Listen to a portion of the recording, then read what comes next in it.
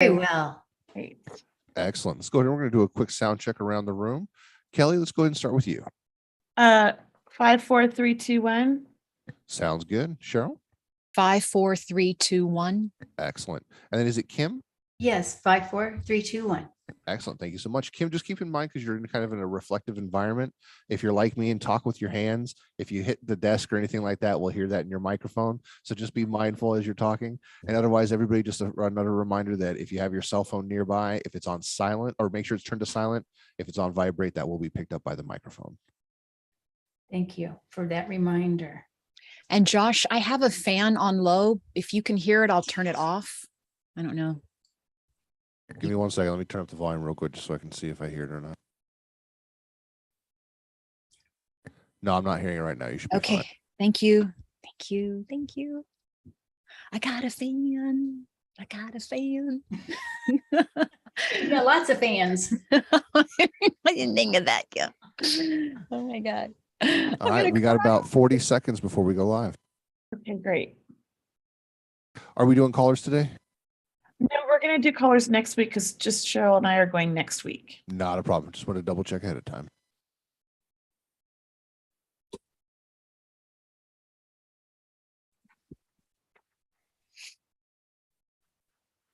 All right, everybody. As soon as you hear that music, we will be live. Have a good show. Thank you.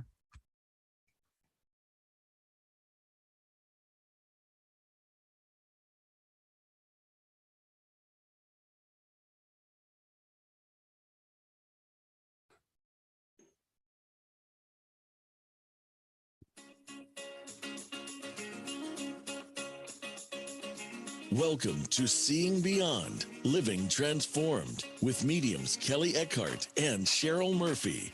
Over the next hour, you'll hear engaging conversations that will guide you in your own journey of personal growth and transformation.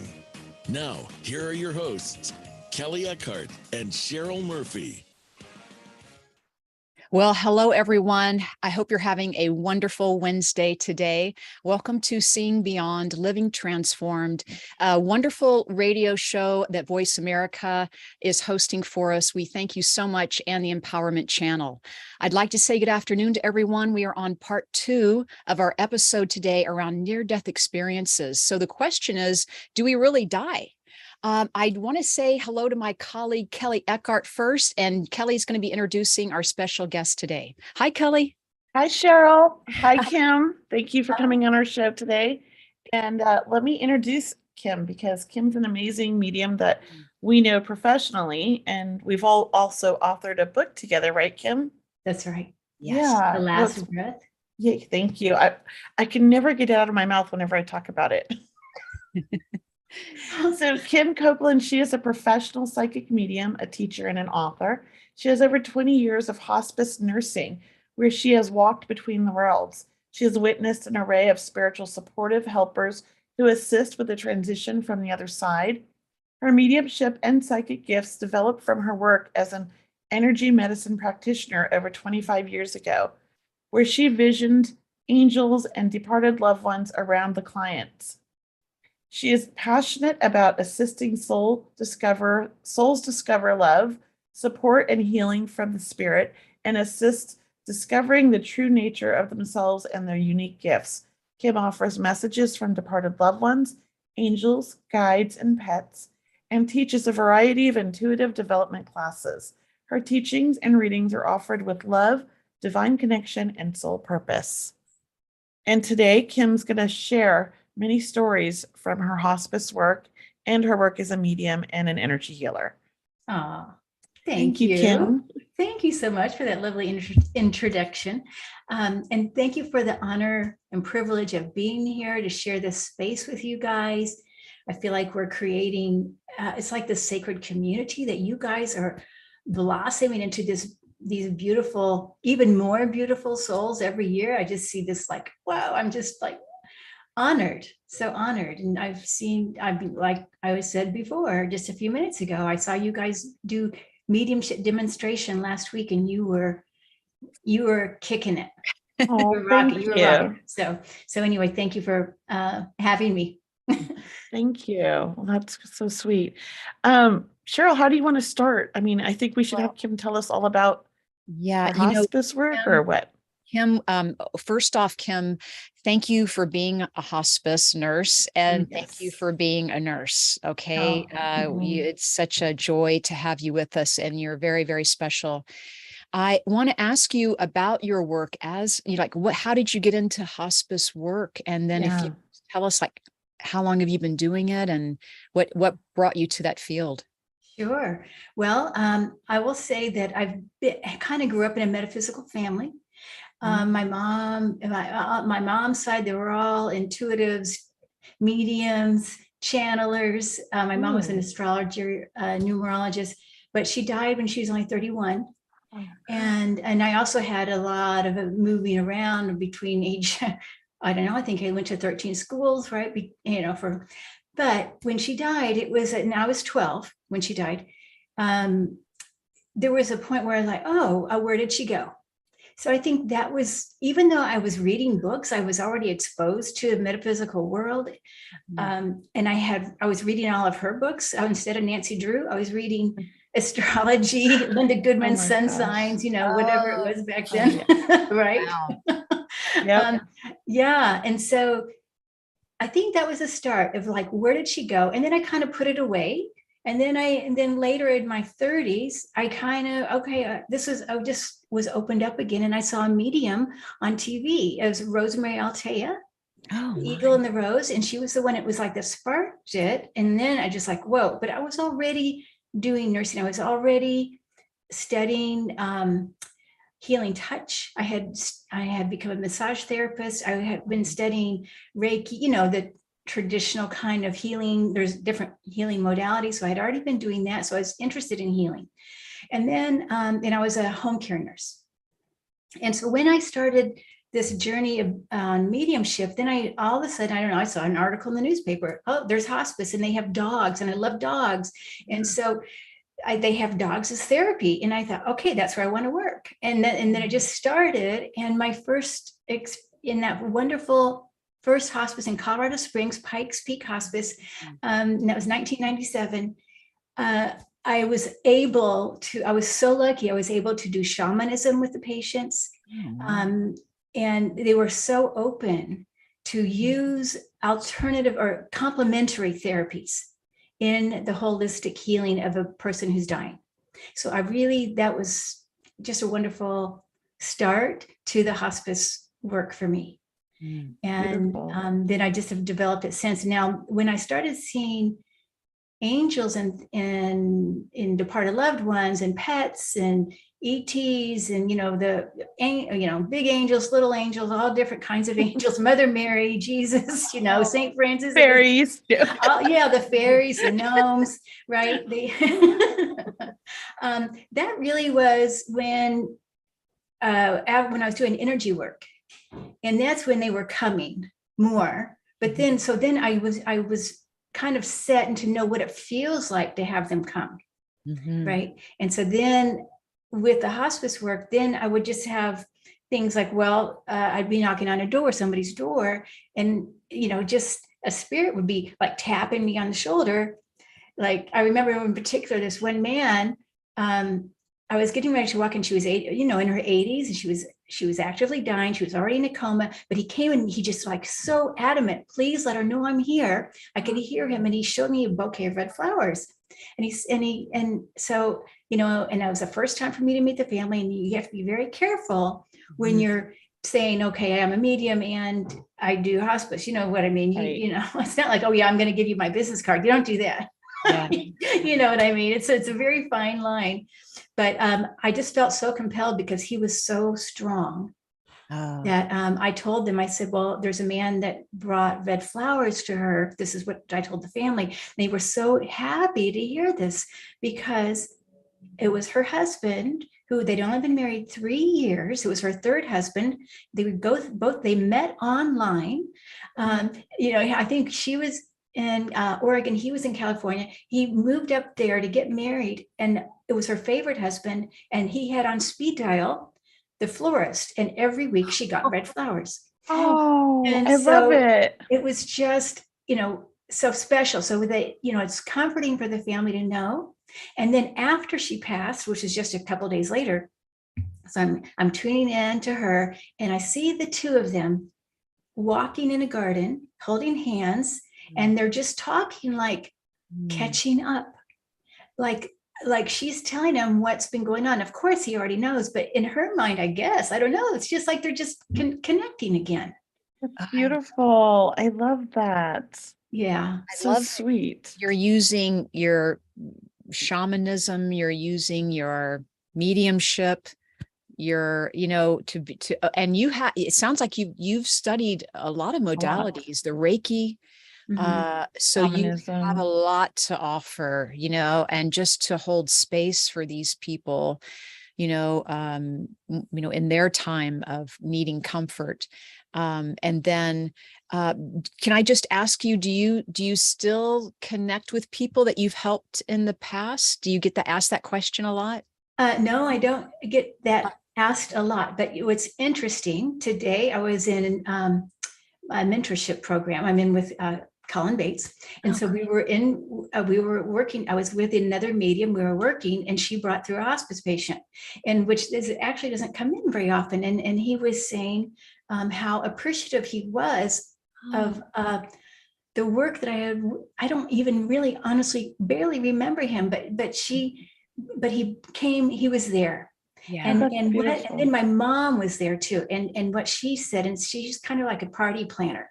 So she helps me. I know she's always there. So she helps the party, it's like the party planner here on earth, but she does it on the other side.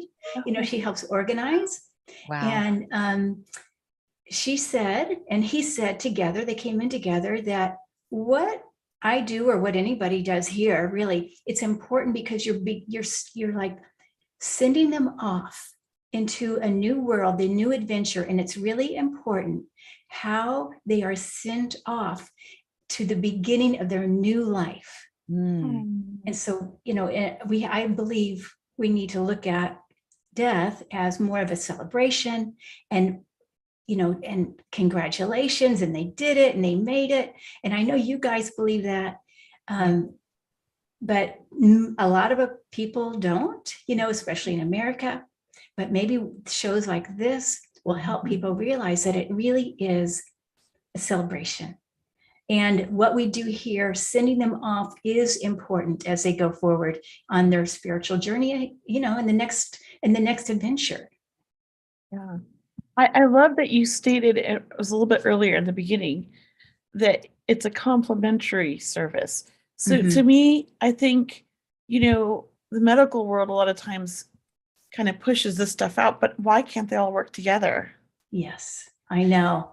Music is also, another thing that helps people transition. Yes. Certain tones, things like that. Like all of it. There's this whole, like, they should all be working together to create that environment of peace and just feeling totally supported as they're leaving this world. Absolutely, Kelly. So I think it's important to set that sacred space here. Yeah. And you're right. Music does it. There's certain music that's a little better. Harp music. There's something called music anthology, which plays to the rhythm of the respirations and helps become, move them into transition. Also, they say the simpler music is better, like lullabies or country music. But anyway, yes, all that. One of, I find that when you set the sacred space with intention, whether it's colors, you can use beautiful silk scarves. I always tell people, I mean, if they'll listen to me, turn off the TV, right? Maybe put a beautiful blanket or something over the TV if they have a TV in that room. And then maybe use essential oils, flowers, those sorts of things really help set the stage. Can I tell you a funny story? Yeah. It was my best friend died about 5 years ago. And we were all with her, and they moved her from the hospital to a hospice facility. And I was trying to set the stage for her in her room, and I had my essential oil sprays, and I was spraying some around, and I overdid it. And everybody was like, what's going on in here? We had to open up the doors and air her room out. And, she was not quite aware, but I could hear her giggling in my head because Oh. I knew she was in a coma at the time. But Yeah. I kept feeling her spirit, with me, laughing at me because it's something I would do. Like I was just spraying it, and everybody's like, don't spray your essential oils. And I was like, well, they're not looking. I'm spraying. Yeah. Like they'll never notice. I so overdid it. It was so bad. But And it's I just nice. think it Go was ahead. funny because I could hear her laughing at me, in my head, Nice. like just like spirit, right? Yeah, So. yeah. Well, it's funny that when you open the doors and the windows, see, that gives the angels a place to come and go. It's easier, right? Nice. So maybe that's Nice. why you accidentally did it. Maybe. And the amazing thing was, and I love this, is that her hospice nurse walked in and I saw two spirits with her. Uh-huh. And I knew that that was her mother and grandmother. Yeah. And I started crying because it just got overwhelmed because I felt, okay, these people they're loving my friend. And they told me, and so I asked her, I said, was your mom a hospice nurse and your grandmother? She's like, yes. And I'm like, well, they're both with you. It was Oh my amazing, and they were helping her. And all of their job over there in the spirit world was to help everyone transition with, helping their daughter, the granddaughter and the daughter. Yeah. Right. But they were on the other side helping the people. Like, this is what you need to do here. I'm helping you along, kind of like angels, Yes. And that was like Oh, their mission. Right? nice. I'm getting the Yeah. chills as you're saying that, as you're telling So that story. I just felt a lot of love from them and around surrounding my friend, and it made me feel a lot of peace. So it Mhm. is a beautiful thing to be a hospice nurse. I think that it's a gift that you're giving to Mhm. others, but it's also difficult, for you, I imagine. How do Mhm. you deal with that, that part of it? Yeah. Well, well, you have to have limits. You have to have boundaries. You have to have limits. When I first started, I had no boundaries. I was working all the time. I brought my dogs to see the patients. I remember one lady, she was basically in a coma, but I had a standard poodle that, oh, can I bring my dog to see her? And the lady woke up out of her coma. Oh, that's We just put her hand on there and she woke up. So things so anyway, I was, but then as time goes, you have to realize you just can't live like that all the time. You can't, it's too much. Yes. So, and I still do hospice about 1 day a week. I quit for a couple of years and I needed that break after so many years. And so I just started back about a year ago, just very little, partly because there's such a nursing shortage right now. Yeah. Very much so. And I like working with the angels. I feel like, when I go into a room, first it feels very sacred. You can feel the angels, and that's how often I will bring up the subject if a family, if I don't know the family, right, and I don't know where they are and their religious beliefs or anything, do they even believe in angels? And I might just say, do you feel angels in here? Because I usually do. And then I'll see the lights, the angel lights. And then they'll say, yes, we do. And yes, I did. I didn't know what that was or whatever. And then, it kind of opens a conversation. But it's wonderful working in that, Mother Mary too. She's like, to me, my right hand woman. I feel her on my right side a lot. And I want to make sure that, she's invited into this conversation. Always, right? Beautiful. Because she's very much present also it's just lovely being in that, even though it's drudgery sometimes, right? Because some of it's not very fun and it's not beauty. The physical body is not beautiful as it's dying. I mean, it's not. It was very hard for me. She passed shortly after my son. Oh, and it was my best friend of like almost 40 years, like since we were children. Wow. And I'm sorry. It was really hard. I mean, it happened in the middle of the night. We were there day and night, but we'd go to our hotel rooms and somebody would stay at night and we'd have like turns, right? So of course the night I'm not there is the night she passed at like 3 a.m. But I just got up and went right over there. I mean, I was probably there maybe 20 minutes after she passed. Mm-hmm. And it just like, I saw her and it wasn't her anymore. Yeah. Like, it was just like, it wasn't her. Right. Yeah. And it was like the body was done. It was, you could just, it was weird. And I thought I'd be traumatized from seeing that because I was traumatized from my sons. but I wasn't. I felt at peace because I could feel her surrounding me, and I'd already communicated with her before she had passed in the little chapel that they had. I was meditating and she came the day before. And then the day before as well, right after that meditation, I went in, and she'd been in a coma for 4 days, and she opened her eyes and mouthed, "I love you," and squeezed my hands. Oh my Yeah. gosh. Yeah. Wow. The day before that, she had passed, after I just meditated and saw her. Wow. So it was kind of like, at that point, I knew that was it. Like, she was leaving any minute, like any time, Mhm. So Kim, can you reassure our listeners and from your experience that no one dies alone? Is that Mhm. right? Like, Oh, know that from your totally. experience as a hospice nurse, right? Because you're Oh, seeing yeah. their loved ones or their angels or the Mother yeah. Mary. Absolutely. Nobody dies alone. Never. Never. It doesn't even matter what their belief system is. It doesn't matter if they're pushing away everybody, or they had no friends on earth, right? Because sometimes that's what happens. Some people are, yeah. But there's always spirit there, always, and angels and departed loved ones. And I was just thinking about this the other day. I don't normally see guides, which is very interesting. I don't know why. Maybe because guides are part of us, our soul. And so maybe that's why I'm not seeing, but I see the angels, I see animals, I see ETs sometimes. I see, did I say pets already? The pets. Oh, Yeah. So they come and sit at the bed, on the bed, I've seen a horse, I've seen hamster, I've even seen a goldfish in spirit waiting. Wow. it's so sweet. And then adding to Kelly's statement that she made, because Kelly, you said you were connecting with your friend right away. Kim, is that before she passed, even? is that what you've also experienced, Yes. Kim? Is connecting with people on Right the other away. side is okay on the other side? Oh, right away? yeah. I mean, I know these, you hear some people say, oh, you got to wait 6 months. I mean, I don't know where that's coming from. I don't either. I think that's more for the us, because some people are extremely emotional after their loss of their loved one, and it's not a good time for them to get a reading.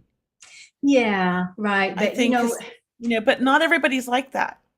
But No. some people are, because I've had some clients where it was like, you know what?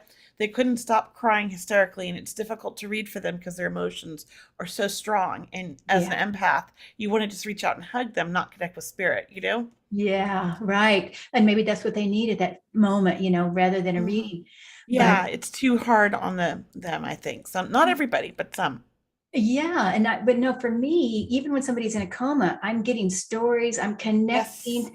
Yes. I remember one lady, she was in a coma, and I was just talking to the husband. I said, well, she's telling me this. I mean, I just kept feeling she's telling me these stories about their life and their dog, and I'm just repeating what she's saying. And he said, yes, that's right. And then when she passed, I think it was like 2 days later, she was there still. I mean, I was still easy. And I've been to deaths, where the spirit that just died, well, I mean, not even died. I mean, you don't even want to, just transition, just left their body. They're just like you and I, talking. I mean, it's easy to connect. I find it easier.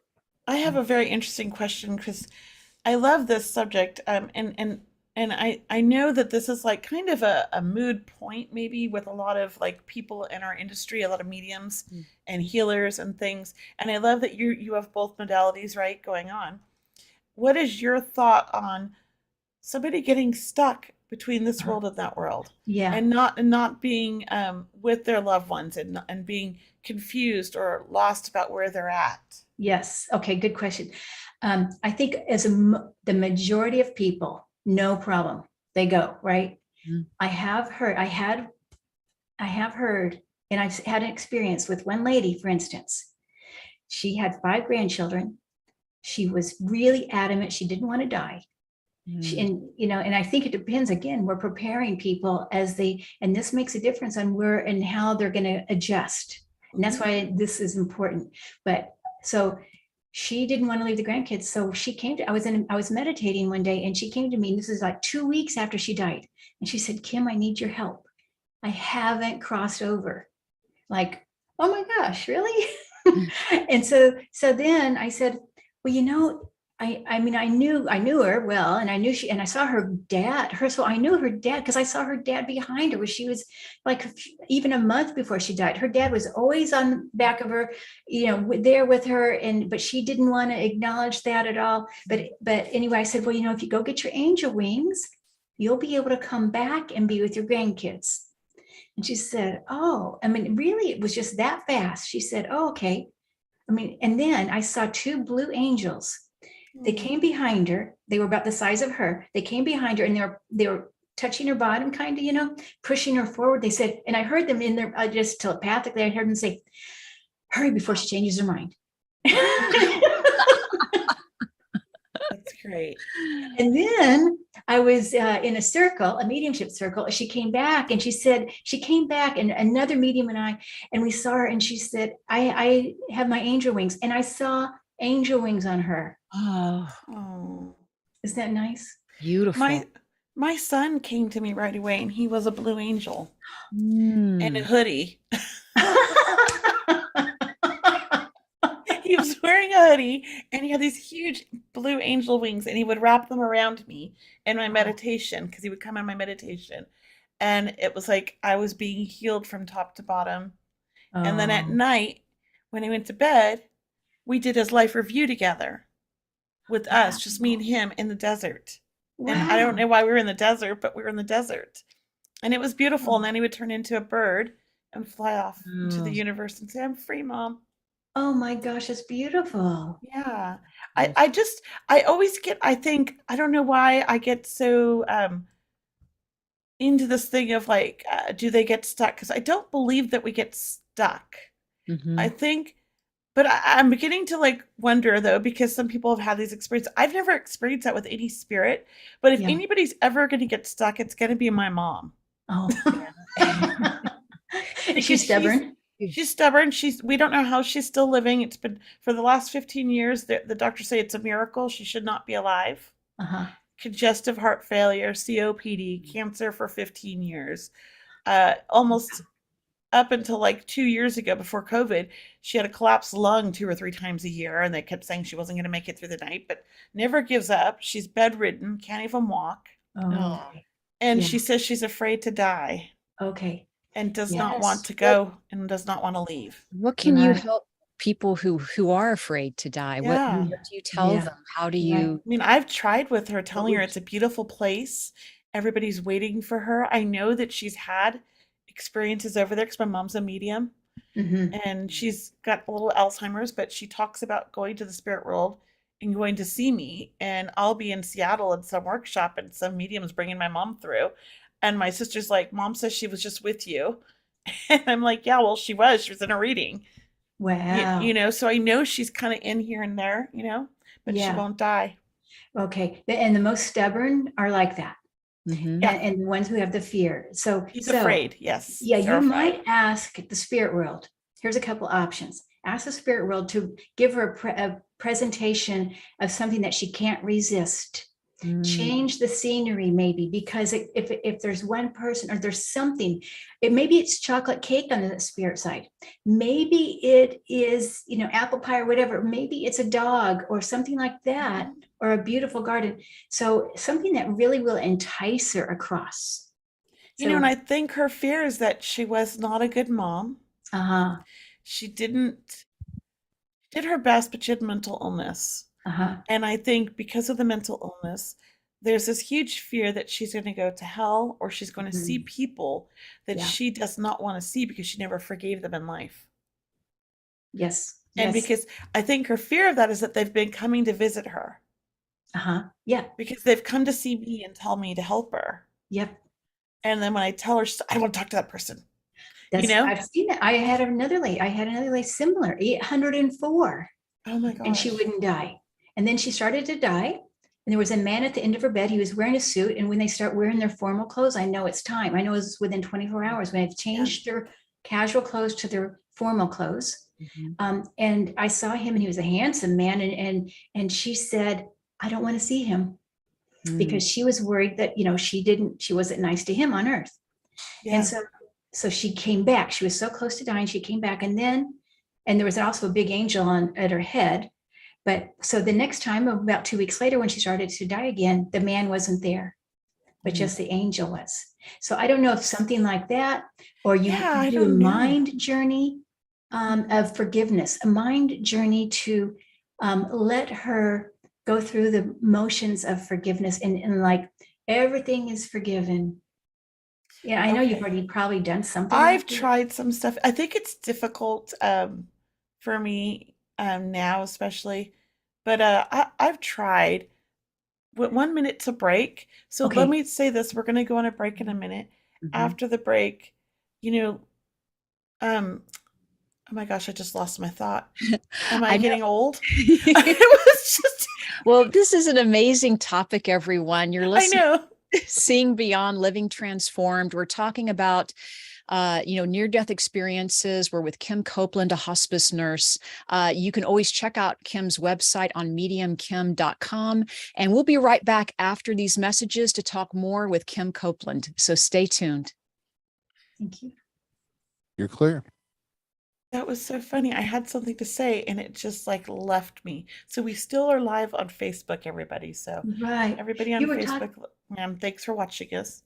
Yeah, you were talking about a mind journey, I thought, or something like that. Oh, I think it was my mom. Like, I think there's been times where she was near death because I've been in the room with her. And she kept saying, "Who's that man at the end of my bed? Why is that guy reading a book to a child over there in the corner? Who are all these people in here?" And as I was tuning into them, they were her family. Yeah. But she wasn't recognizing them. Uh-huh. And I just felt them all trying to help her, but she refused. Yeah. Well, what about little lorazepam? I'm serious. I don't have any control over her anymore. I used to have full rights, but when she moved to the nursing home in Long Beach, every time you change nursing homes, they get a new doctor and they ask the patient what they want. And so she took me off because she's not all there, but they said they like to give the patients their own choices. So now nobody's in charge of her anymore. Oh, wow. Okay, so if she's in a nursing facility, they tend to under-medicate, right? And when people are having the anxiety, whether because they're not letting go, then I just like one little dose of lorazepam, even a 0.5 milligram. It's like a glass of wine. It's not a big dose. It's just enough to take the edge off, and that seems to work. Yeah, that's my trick. Nice. I think my mom's a handful. Yeah, sounds like it. And I want to say too, everybody has their own process. Sometimes we want to like, okay, what's taking them so long? But remember, they have their own journey. And I just allow the journey to be and be as helpful as I can, whatever you can do. You've already done everything. Just know you've already done everything you can do. Yeah, that's right. It's true. It's true. So I don't know how much longer we have. Let's see. Okay. Are we, when he starts playing the music, we have to be quiet, right? Yeah, we're coming back in just a couple seconds. Okay.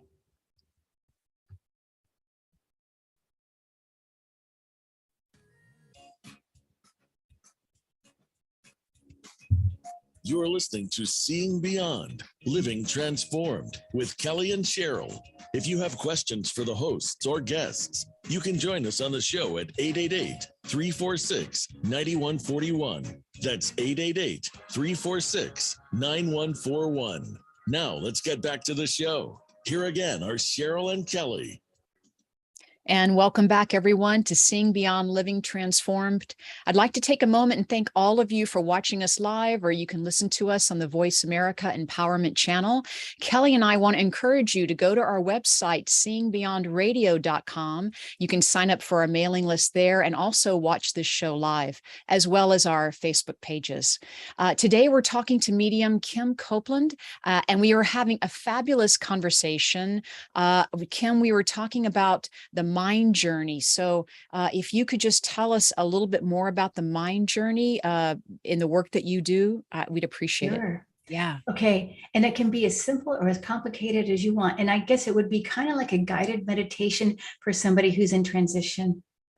And so for me, I would just sit quietly next to them and maybe even whisper. It doesn't have to be real loud, and just walk them through when you find out what their favorite place was. Maybe it's the beach or some vacation, the Maui or whatever, you take them back into time to a place that they loved and allow them to go there in their heart and to relax into that place where it's peaceful. And that kind of brings, we can take our heart anywhere and find peace, hopefully, and then from there, open up to new possibilities, open up to new journeys ahead, and be willing to let go of the old and to see anew. So part of the process of leaving Earth is letting go of our attachments and reminding them that everything is okay, everything's taken care of, everybody's going to be okay. You list the people, maybe they're going to be fine. And we're so excited for you on your new adventure. And have a wonderful time. And you might even invite a mode of transportation. For instance, it could be a train or a bus or a horse or a spaceship or whatever, a big boat, something that they would resonate with. And invite that and just remind them that that boat is not going to be late. It's going to be right on time. Your bags are packed. Yeah. Right on time. It's time to go. And some people, if they come from a military background, for instance, and I've had this happen, I have to put on a different kind of a voice, like it's time to go. More of a military type. So because they're going to listen to that. That's even awesome. If they're 100 and they have an 80-year-old son, they say, "Oh, well, he's not going to be okay without me," right? Well, we have some great questions from people on Facebook and that have been emailed to us. So I just wanted to ask you a couple of these because I think they're good questions. And let me just open up my screen here. So from Jennifer Santos, she says she's been wondering the questions. I've been wondering this question for a while, why some people come through for us and others just don't. Do you mean as a medium, why some people come through and some don't? No, I think just as anybody. I get this question a lot from my own clients. She said, for example, I lost an uncle in 2008 who was almost more like a brother and best friend. I feel he's come to me several times in my very vivid dreams, like I actually feel his embrace, but never has he came through in a reading. Same with my maternal grandparents, his parents. I've had my paternal grandparent father come through several times, and more recently my grandmother. Even my mom, who passed in 2020, just came through in a reading I had last month, but never had my maternal grandparents come through. Just curious if you can help explain that more. Well, sure. And you guys probably know this too, but for me, it's like, what's their talent? What's their clair on the other side? We have our clairs on this side. They have their, some people are very clairsentient on the other side, or clairvoyant. And so I think that's where their talent is. If he comes in through the dream, that's where he's talented. But I think she wants to know why the mediums don't always get them. And I think my answer would be like, they don't come through the medium, maybe because they don't resonate with the mediums that she's chosen. Could be. I always say, spirit chooses your medium, but sometimes, people might go with a medium that someone told them, but it wasn't one they resonated with, maybe. It wasn't the right medium for them. Or I don't know, there's lots of things. There's a lot of things. Yeah, I think that's a difficult question to answer. And I have to say this too. My son came through right away, but when my best friend passed, she didn't come through right away. I mean, I saw her before she passed, and I felt her right after she passed, but then that was it. I didn't get dreams with her. I didn't get anything, and I was really distraught and very upset about it.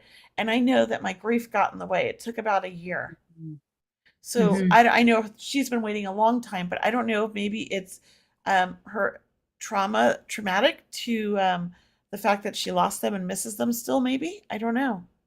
Well, I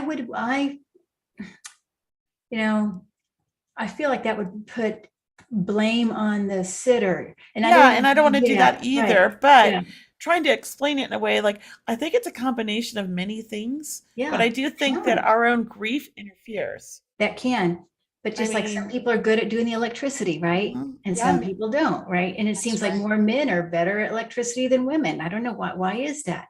My yeah, grandmother doesn't almost never come through, and we were very close, but everybody else in the world does. So yeah. I think it's what they're comfortable with too. So we don't, it's nothing to blame. No, I just wonder, and then there's a theory, and I don't know if I believe this or not, that sometimes, because I believe that our loved ones wait for us, Uh-huh. but I'm kind of a little bit open to this theory that sometimes, very rarely, somebody might choose to be reborn right again right away. But I Mhm. wonder, about that because I know that in my past life, I remember dying. I was 22, and I was immediately in the spirit world, watching my mom give birth to all of her first child, and watched all my siblings being born and chose to be born 13 years later. Wow. So I didn't wait for my family, and I wonder why. I don't know why I remember all of that. Yeah. Well, I have a little different take on it. Yeah. The way I feel is we have this big oversoul that has multiple spirits. Yes. And And we so, can be living at the same time, right? yeah, I yeah, think that too. So I have a lot of different beliefs. It yeah, gets a yeah, little confusing, but I'm not sure which is right. But we have more questions, you guys. I'd love to ask Ask yeah. because away. Can people I are, just share something though?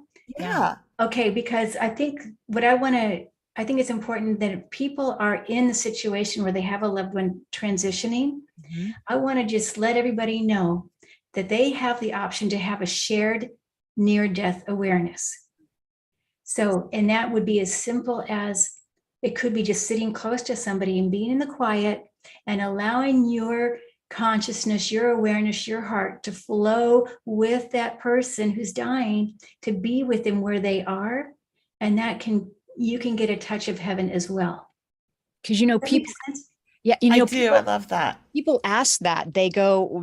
Kim, I'm sure you get that asked a lot. Like, what can I do to help comfort my loved one who's transitioning? Like, what's my role in this? What can I do? Do I pray for them? So is that what you're suggesting, right? They sit by their side, they comfort them, they be present with them, right? They breathe with them even, just Yeah. sit and hold space. That's That's right. feeling. Holding space. May or may not touch, because sometimes touch can be very sensitive. So you have to see how they react to touch. But you can always touch above the field. You can always clear the energy. You can hold the bottoms of their feet because that gives them a grounding spot. So when we're ready to fly, we have to have something to jump from. And so if you hold the bottoms of their feet, then they gives them they can jump. You make A sense? springboard, a Yeah, diving. a springboard. That's Yeah. right. So quiet, being in the stillness. But I'll just share a story. One time I was Yes, at please. a death visit, and it was a priest who had died. And as I'm talking to the family, I'm at the end of the room, right, away from him, and they're telling me the story about his life a little bit, that he was well loved and all this. And it was his niece and her husband. And as I get closer into his energy field within 3 feet, then I have walked in to another world. It was just the closeness here in that field. Then I could see flowers all around him. I could hear the music. I saw outside at the top of his head, I saw green vines, and of each green vine or little leaf was a priest instead of a leaf. And there was like too many to count. And so when I saw this, I thought, oh wow, I just stepped through into his world. And I said to the family, I just imagine he's surrounded by roses. And the nephew said, I smell the flowers. So you see that it was like they were getting it too. And then I said, I think I'm hearing organ music. And then niece said, well, that was his favorite music, was the organ. Oh, And then, so, it's just so nice to have that confirmation. But then when I stepped away from him, I was like out of that field. So I it's think it's interesting.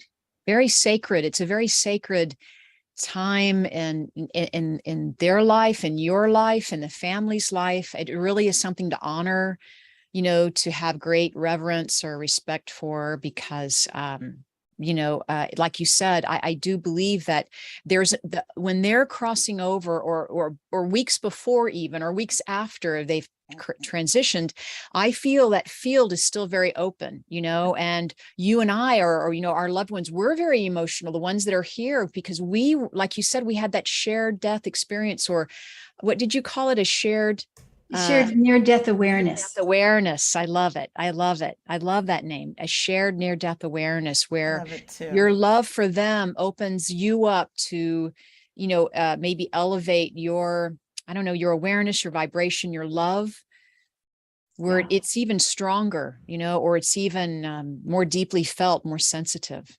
Yes. I love it's it. Definitely a time to go within if you allow yourself. I love it.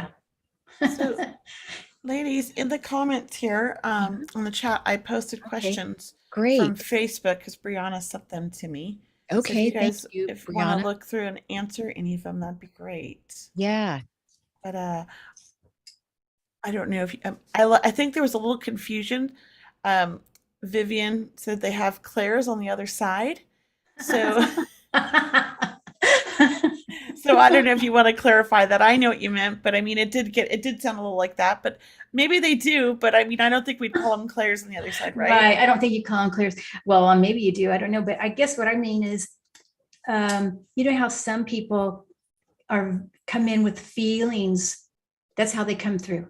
Mm-hmm. But as a medium, we feel their feelings, and they're really good at showing us their feelings. Some spirits come through and they show us a lot of visual. So that's what I mean. They just seem to be better at certain things, I've noticed. So when I get one that shows me more pictures, I know that they were creative. Probably. Yeah. And then when I get one where I'm getting a billion thoughts in my head at once, I know they had a high IQ. These are like my clues because their brain just never stops, right?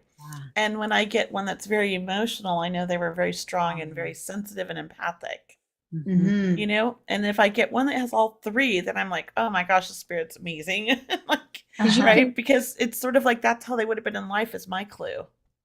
Right. And they're shy. If they were shy in life, then they're a little shy, maybe coming through in the beginning. Or if they were very loud and boisterous and extrovert, they come knocking down the barn door, so to speak. Or yes, so they're very much the personality and the soul survival, right, is still intact, the mind, so to speak. Yeah, I mean, I love it. Here's another great question, and I think we may have answered this, but maybe she missed this part. Sherry says, can you pass over and then come back to visit right away? Yes. Absolutely. It's amazing. They do. Yeah. Yes. Right? Yeah. I mean, I think I've knocked on doors, to do a condolence visit, and there's a spirit sitting in the chair. They're very close. The first 3 months, especially, they seem to be at least my experience. Yes. Very active, right? Very active to be nearby. Yes. Yeah, I love that. Can I ask Kim, your work as a medium now? So you've taken all this experience, you're still a hospice nurse, and we want to thank you again for that, and being a nurse. So, and a medium too, because you're helping to heal people, and you really can connect with the spirit world and Mother Mary and the angels and animals and guides. So can you tell us, so in your work as a medium, are you seeing people in person right now? Are you doing phone readings or Zoom? Like, what is your life as a medium? Where are you? How can people connect with you? Oh yeah, I usually do Zoom readings. Zoom. I mean, sometimes phone, but most of the time Zoom. Okay. Yeah. Good. And I would say I have a lot of people who connect, who ask for me because maybe of my hospice experience, or just for whatever, I don't know, they just find me somehow. Spirit led them your way, right? Well, why don't you tell everybody how they could reach you? Okay, so I do have a website, mediumkim.com, and I also have a YouTube channel. And on my YouTube channel, I do a variety of things. Sometimes I do guided meditations. I will talk about hospice sometimes. I will also talk about mediumship or intuition. So I do kind of a variety. I also love to do color readings. Color is really important to me. I do auragraphs. I draw the auras. And, Oh, you know, and I when love I do it. that, then I feel into those colors, right? Even though orange doesn't mean the same for every person, but I feel into that, you know, and get the story around that. So I do that as well. And on Tuesdays, I have what's called healings and readings. It's a live on Tuesday afternoon. And people, it's on YouTube, and then they'll, I do little mini readings, and people ask about the colors or healings. So it's kind of a combination. I'm thinking I might need to separate the healings and readings on different times, but that's what I'm doing right now. Oh, I love that. And And and I love that you use colors because colors, just like sound, are also healing, aren't they? Yes, absolutely. I mean, I've started, you know, talking about mind journeys. I sometimes in my readings, I'll take people on a mind journey during the reading for healing or for whatever. And I will say, sometimes we do little unusual things. We might go off planet, you know. Oh, I'm there. I mean, yeah, I mean, like to a different planet. Yeah. well, what time? I'm coming. We're coming. What time is your YouTube? Every Tuesday, you said Yeah, you go live on 5:15. YouTube at 5:15 Pacific. on Central. Central. Okay, so Central, it's like yeah. Okay, that's so like 4:15 our time, isn't it? Or is I it think it would be 3:15 3:15. 3:15. Okay. Got it. and Yeah. your YouTube channel is Medium Kim, which is one word, right? Medium Right. Kim for YouTube, everyone. And I so appreciate you sharing that live. I mean, it sounds like a fun It meditation does. you do. And Kelly, we have to go. We have to go. Let's put on our calendar. I want to go. We're going to join Well, you. I don't do the mind journeys on that live, but I do the mind journeys more when I'm one-on-one. Oh, then I that's need to book a very- reading with you. Oh, okay. Well, absolutely. Yeah. We'll Yeah. go And I'm over going to be planet. going to, I'm a little bit, have a lot of different interests, and I love it. I'm going to be going to Mount Shasta soon. Oh, You that's not are. far from me. Let me know Well- when. I think that's like a 3-hour drive. Okay. Also, I'll let you know. I mean, like this month, I'm going this month. I've been one time and I've been wanting to go back ever since. We only drove through. I never got to visit. I have a friend who just moved there from South Carolina, and we're going to go up to the mountain and meditate. And we have a lot of meditation activities. So, well, Kelly, you're welcome. I will come drive up for the day or the night and just come visit you and get a hotel. Yeah. And maybe meditate with you guys in the mountain. Yes. I love that. It's beautiful there. Very Yes. healing. Healing, right? Healing and, high vibrations, and you never know who you're going to meet. This is true. So true. Maybe we'll connect to some aliens out there. I know. Well, the Lemurians, there's a whole thing about the Lemurians. Yes. Is Yes, there? I'll bring my Lemurian crystals with me. I have a Lemurian crystal too. I have a bunch. So Vivian asked another question, which is a really good question. And I think a lot of people, this happens. I get this from a lot of my clients, and I'm sure you do, Kim. What about those who feel a lot of guilt because they weren't there at the moment of passing? It's a good question. Yeah. Do you want to answer that, Kim? I mean, Sure. I have my own answer, but I'd love to hear yours. Yeah, and I'm sure we're all in agreement on this. It's just the way that they wanted it normally, right? Because I think we plan it. I mean, the person in transition, they know, even though they're in a coma, they know what's going on. Just because their body's smaller, their spirit's bigger, they have their spiritual eyes open, their spiritual ears open. They know who's there, who's not there, and are they comfortable going? Sometimes they don't want to leave. It's too heartbreaking to leave a family holding their hand. Yeah, it's hard. Certainly. It's hard. So I think they go when it's right for them. And then, there's no guilt. And it's actually, you always just think it's perfect the way it turned out. Yeah, it is. And I always say, a lot of times just because you weren't there with them and physically, you were there with them emotionally and you were connected. They come to visit you. Yes. Yes, I love that too. And go and ahead. we've heard that, sometimes our loved ones may pass away by themselves because is it their choice, or they felt more comfortable? Like, you've heard stories about as soon as I left the room, or as soon as I yeah, said you hear that goodbye all and the I went home, time. they passed. And I always wonder, but do you think that, Kim, maybe that they felt more comfortable, or it was just the right time for them? I know, I think they planned it that way. Yeah. And Yeah. I always sometimes- tell families to leave. I say, go take a coffee break. Tell Yeah. them, say, I'm going to be back in 10 minutes. We're going to go get coffee or whatever. We're going to get dinner.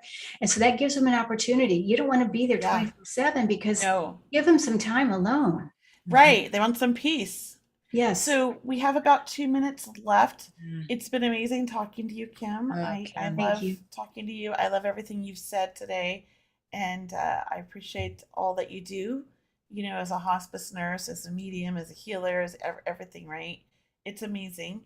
And I want to remind people how to get in touch with you. mediumkim.com. Easy, very simple. And I also want to remind everybody, next week, Cheryl and I are going on the show, no guest, and we're just going to be focused on our listeners. We will be doing readings, taking calls, the whole show. So make sure not to miss next week. And any questions that we didn't get to in the past, we're going to try to answer next week. So if you emailed us questions and we have not answered them, please show up next week, because we're going to try to go through and answer all those questions too. So thank you. Thank you. Cheryl? Thank you. And thank you everybody for watching. And thank you all, you two lovely ladies, for allowing me to share with you. Beautiful. It's been our joy to have you, Kim. I mean, we feel like we've been touched by an angel today. Today's program. Thank you for blessing us with your knowledge and expertise, and sharing your life with us. It's truly been a blessing. And really, just for everyone, please join us again. You can watch this replay or this recording on Voice America or on seeingbeyondradio.com. Come on down to seeingbeyondradio.com and join our mailing list and be part of the Seeing Beyond community. We'd love to have you there. So thank you, everyone. Again, have a blessed day. Thank you so much. We'll see you next week. Thank you, everybody. Thank Bye. you.